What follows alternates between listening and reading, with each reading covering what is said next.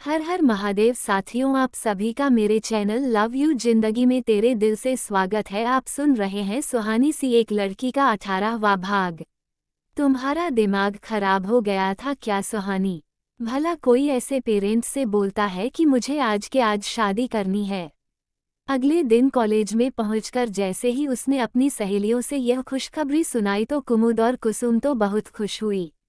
वैसे भी उनका कॉलेज में आज लास्ट डे था, क्योंकि एग्जामिनेशन से पहले उन दोनों की शादी थी और अब उन लोगों को फाइनल का एग्जाम भी नहीं देना था। लेकिन रिया ने सुहानी को जी भर के लताड़ा। अरे यार, इसमें कौन सी बात है? तुम तो ऐसे बोल रही हो जैसा मैंने कुछ गलत काम कर दिया है। शादी कोई गलत बात थोड़ी होती है, आखिर मॉम ने भी तो डैड से शादी की है। सब शादी करते हैं, अगर मैं शादी कर लूंगी तो इसमें कौन सा अनोखा काम हो जाएगा? सुहानी को कुछ समझ में नहीं आया था। मैं तो पहले ही कहा था कि तुम उसकी बात में मत आओ। सुहानी, शादी करनी है तो करनी है। तुमको पता है सुहानी, कल हम लोगों की शादी का जोड़ा आया। हम लोगों का शादी का लहंगा लड़के वालों की तरफ से आया है।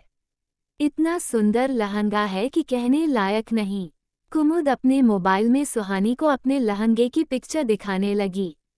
सुहानी ने बस एक नज़र देखा और तुरंत ही अपना नज़र हटा लिया, क्योंकि लहंगा उसके टेस्ट का नहीं था। अभी कुसुम अपना फ़ोन खोलकर अपने लहंगा की पिक्चर दिखाती, उसके पहले ही रिया ने उसके फ़ोन पर अपना हाथ रख दिया। चुप करो तुम दोनों बहनों का तो ऑलरेडी पहले से ही दिमाग खराब है और साथ साथ में अपनी सुहानी को भी पागल बना कर रखी हो। तो सच सच बताना सुहानी, सारे शर्म और हया नाम की चिड़िया का शरबत घोलकर की गई हो। हम लोगों के घर में जब शादी की बात चलती है तो हम लोग वहां से हट जाते हैं। तुम्हें शर्म नहीं आई? तुम सीधे सीधे जाकर अपने पापा और मम्मी से बोलाई कि तुम्हें शादी करनी है, तुम्हारे लिए लड़का ढूंढ लें। प्रिया ने अपनी तरफ से जी भर के सुहानी को शर्म दिलाने की कोशिश की थी। इसमें शर्म और हया वाली कौन सी बात है? कल ही तो तुम लोग कह रही थी कि शादी करने के लिए एक लड़का भी होना चाहिए और लड़का पेरेंट्स ढूंढ कर लाते हैं। अगर मैं अपने पेरेंट्स से बताऊंगी नहीं कि मुझे शादी करनी है, मेरे लिए लड़का ढूंढ दीजिए, तो वह कहाँ से ढूंढ लेंगे? सुहानी ने पूरी मासूमियत के साथ जवाब दिया। सुहानी का जवाब सुनकर रिया ने तो अपना सर पकड़ लिया। खैर, जो हुआ सो हुआ, लेकिन अब आगे उनसे इन सब मैटर में कुछ मत बोलना। हमारे पेरेंट्स हमारी बेस्ट फ्रेंड होते हैं। उन्हें हमसे ज़्यादा पता होता है कि हमारे लिए क्या सही है क्या गलत है। उन्हें जब लगेगा कि तुम शादी के लायक हो गई हो तो खुद तुम्हारे लिए लड़का ढूंढ लेंगे। तुम्हें किसी से कुछ भी कहने सुनने की जरूरत भी नहीं पड़ेगी। रिया ने अपनी तरफ से सुहानी को समझाने की कोशिश की। मैं इस मैटर में क्या? मैं किसी भी मैटर में नहीं बोल रही हूँ, सुहानी ने मुझे बताया। मतलब? रिया को उसकी बात समझ में नहीं आई। मतलब ये कि मैंने अपने घर में बात करना ही बंद कर रखा है, सुहानी बोली। रिया ने बेहद अफसोस के साथ उसकी तरफ देखा। इसी तरह से दिन बीते जा रहे थे। कुमुद और कुसुम की शादी हो गई थी और सुहानी को उनकी खूबसूरत खूबसूरत तस्वीरें मिल गई थी। अब सुहानी दिन भर उन तस्वीरों को देखकर अफसोस से मुंह बनाती थी। लोग सही कहते हैं कि दुल्हन बनने के बाद लड़की के चेहरे पर खुलकर निखार आता है, वरना कुसुम और कुमुद तो मेरे जितनी सुंदर भी नहीं है, पर फिर भी कितनी सुंदर लग रही हैं। और उनका लहंगा कितना लो प्राइस का है। जब मैं महंगा लहंगा पहन लूंगी तो इन लोगों से लाख गुना सुंदर दुल्हन लगूंगी। लेकिन मैं दुल्हन कब बनूंगी?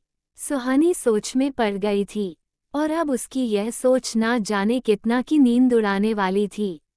उस दिन के बाद से घर में इस टॉपिक पर कोई बात ही नहीं हुई थी, क्योंकि समय तो ऑलरेडी अपने दोस्तों के साथ बाहर गया था। तो सत्यम जी को त्योहारों के साथ साथ शादियों सीजन होने के कारण फुर्सत नहीं मिल पा रही थी।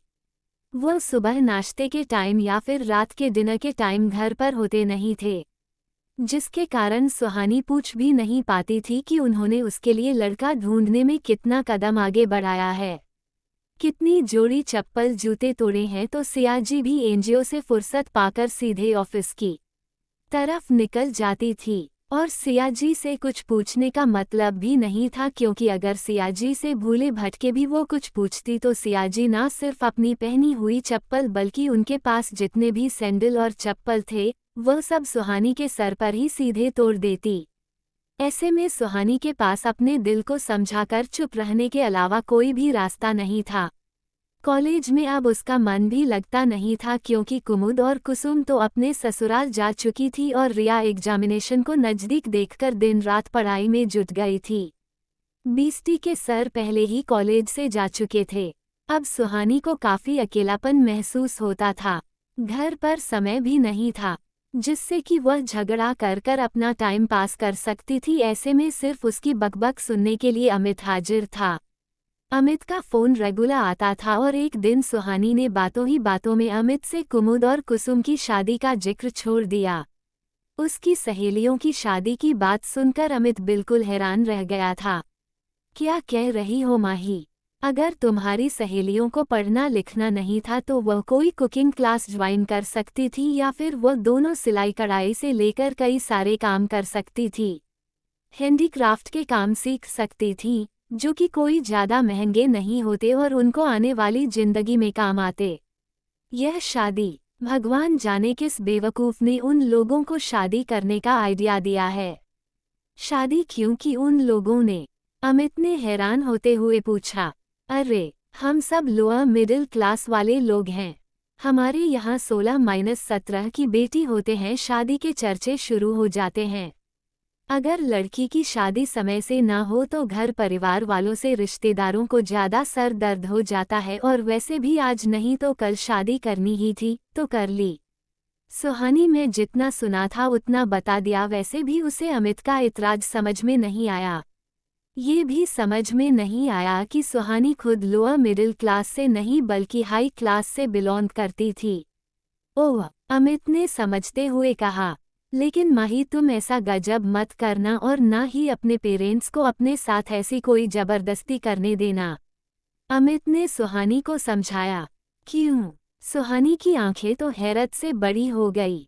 वह तो शादी करना चाहती थी, इधर अमित कह रहा था कि उसे शादी नहीं करनी चाहिए। माही, तुम बात को समझ नहीं रही हो। तुम अभी ग्रेजुएशन फाइनल की स्टूडेंट हो। बहुत होगी तो 21 साल की लड़की होगी, इससे ज़्यादा उम्र की लड़की नहीं होगी। तुम्हारी बातों से तो मुझे लगता है कि तुम 19 साल की ही होगी। यही तो टाइम है जब लोग अपना करियर बनाते हैं। कम से कम साल 2 साल तो उन्हें अपने करियर को टाइम देना ही चाहिए था। तुम अपनी शादी में ऐसी कोई जल्दीबाजी मत करना, पूरा टाइम लेना, अपने आप को एस्टेब्लिश करना और फिर शादी करना, अमित ने कहा। अमित की बात सुनकर तो सुहानी ने अपना सर पकड़ लिया। हे भगवान, ये सारे नमूने मेरे ही किस्मत में क्यों लिख रखे हैं, जिन्हें मेरी शादी से ऐतराज है। अमित ने अपनी तरफ से कम उम्र में शादी से होने वाले साइड इफ़ेक्ट सुहानी को समझाने की कोशिश की थी, लेकिन सुहानी को ना समझना था। ना वह समझी, उल्टा वह अमित से नाराज हो गई और उसने अमित से बात करना ही बंद कर दिया। जब तुम्हें मेरी बात इतनी ही बेसिर पैर की लगती है और मुझसे बात करना ही बेकार है तो मुझसे बात ही मत करो। मुझे अब तुमसे कोई बात करनी ही नहीं है, कहकर सुहानी ने फ़ोन कट ऑफ कर दिया। अरे माही, मेरी बात तो सुनो। अमित उधर से चिल्लाता रह गया, लेकिन सुहानी कान बंद करके चुपचाप बैठ गई थी। पहले तो अमित ने तुरंत कॉल बैक किया, लेकिन सुहानी ने उसका फ़ोन नहीं उठाया। हो सकता है कि अभी माही बहुत गुस्से में है। मैं उससे कल बात करने की कोशिश करता हूँ, शायद वह मेरा एंगल समझेगी, अमित ने अपने मन में सोचा। फिर उसके बाद 2-3 दिन से लगातार वह अपने नियत समय पर फ़ोन कर रहा था, फिर भी सुहानी ने फ़ोन नहीं उठाया। यह उसका एक अलग पर्सनल नंबर था जो कि अलग सिम से होता था और सुहानी इस सिम को जनरल डीएक्टिवेट करके रखती थी। अमित बेचारा फ़ोन लगाते लगाते परेशान हो जाता था, लेकिन सुहानी का फ़ोन ही नहीं लगता था।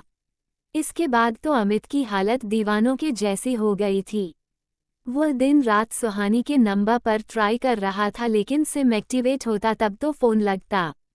लेकिन अमित ने हार नहीं मानी। अंत हार कर करीब 4 दिन के बाद अमित का फ़ोन लग गया। उस समय सुहानी कॉलेज में थी। प्लीज माही, मेरी बात समझने की कोशिश करो। बात करो मुझसे। 3 दिन से लगातार मैं तुम्हें दिन रात फ़ोन लगाने की कोशिश कर रहा हूँ लेकिन तुम फ़ोन ऑफ करके बैठे हो। मुझे बहुत टेंशन हो रही है। अगर तुम मेरी किसी बात से नाराज हो तो sorry. I am really sorry. वैसे भी वह उन लोगों का मैटर था, उन लोगों की बात को लेकर हम आपस में क्यों झगड़ा करें। फिर भी अगर तुम्हें मेरी किसी बात से ठेस पहुंची है तो मैं तुमसे माफ़ी मांगता हूँ। प्लीज़ माही, मुझे माफ़ कर दो। फ़ोन उठाते ही अमित ने लगभग बेहद ही रिक्वेस्ट के साथ सुहानी को मनाते हुए कहा। अमित की बात सुनकर सुहानी मुस्कुरा उठी थी। अमित, इस टाइम मैं कॉलेज में हूँ। आज घर आकर 2 बजे तुमसे बात करती हूँ, सुहानी ने धीरे से कहा। इस टाइम वो कॉलेज के कैंपस में रिया के साथ बैठी हुई बातें कर रही थी। पक्का ना, तुम मुझसे नाराज नहीं हो? नहीं बाबा, मैं तुमसे नाराज नहीं हूँ। तुमने कहा ना कि वह उन लोगों का मैटर था, तो उन लोगों की बात को लेकर हम की लड़ाई करें, इसलिए मैं तुमसे बिल्कुल नाराज नहीं हूँ। सुहानी आराम से बोली। ठीक है, तो मैं आज 2 बजे फ़ोन करूँगा तो तुम मेरा फ़ोन उठा लेना प्लीज़। देखो माही, तुम्हारे बिना मुझे कुछ अच्छा नहीं लग रहा है। 3 दिन से मैं पागलों की तरह केवल फ़ोन लेकर हाथ में घूम रहा हूँ। सारा घर परेशान हो गया है कि आखिर इस लड़के को क्या हुआ है। लेकिन मैं किससे अपने दिल का हाल कहूँ। ना मुझे ऑफिस में मन लग रहा है, ना घर पर, बस दिन रात तुम्हारा फ़ोन ट्राई कर रहा हूँ। प्लीज़ माही, मेरी बात को समझने की कोशिश करो। अमित ने अपनी तरफ से कोई कसर नहीं छोड़ी थी। क्या अमित को सुहानी की माफ़ी मिल पाएगी, जानने के लिए बने रहे अगले भाग तक। तब तक के लिए वीडियो को लाइक और चैनल को सब्सक्राइब करना मत भूलिएगा। खुश रहिए, स्वस्थ रहिए, मस्त रहिए। यूट्यूब पर मिलते हैं अगले भाग के साथ। हर हर महादेव।